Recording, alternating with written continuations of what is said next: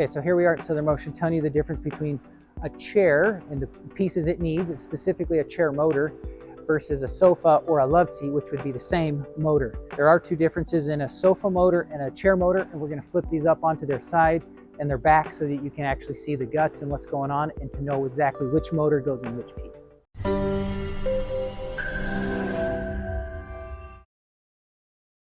Here we are at Southern Motion to show you the difference between a sofa motor and a chair motor. Now, just so you know, a sofa and a love seat will usually have the same motor. A chair is usually different, doesn't always have to be, but this is a most case.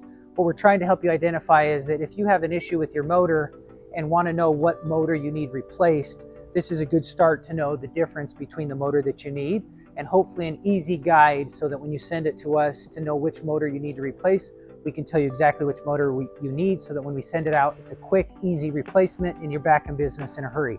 So first we're going to talk about the sofa motor and how to identify it, and then we'll kind of show you the difference. So if you come in here close, this piece right under here, this whole piece right here is the motor. Now obviously a sofa is going to have a recliner on each side. So because it has two recliners, it'll have a motor for one side and of course a motor for the other. Now this is the footrest motor, the base motor. This is a sofa motor that it's a bolt-on motor. So you can see that there's two bolts here and there's two bolts here, and that's what actually bolts it into the frame. To replace it, quite honestly, it might look hard, but it's actually pretty simple. You have two bolts here, you have these two bolts here, and then you have two bolts on either side. As soon as you take those out, the motor will come out. It has two connections. This actually is where it plugs into your power supply, this 2-pin connection.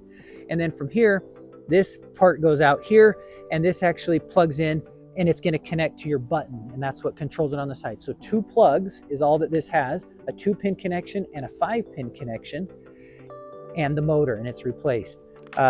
If you have a power headrest motor, that's up in the top. It's a smaller motor. Those are going to be the same for the chair and the sofa. Then come over here.